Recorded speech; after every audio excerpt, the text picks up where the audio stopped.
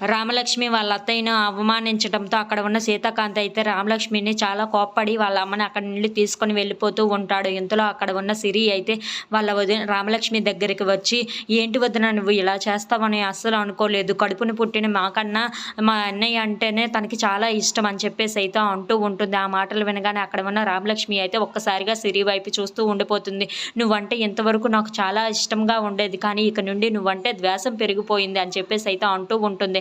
ఆ మాటలు వినగానే అక్కడ ఉన్న రామలక్ష్మి అయితే చాలా బాధపడుతూ ఉంటుంది. అయినా నువ్వు ఇంత అవమానించడానికి మా అమ్మ ఏం తప్పు చేసిందని చెప్పి అక్కడి నుండి తిట్టుతూ అయితే అక్కడి నుండి సిరి వెళ్ళిపోతూ ఉంటుంది. ఆ మాటలు వినగానే అక్కడ ఉన్న రామలక్ష్మి అయితే చాలా బాధపడుతూ ఉంటుంది.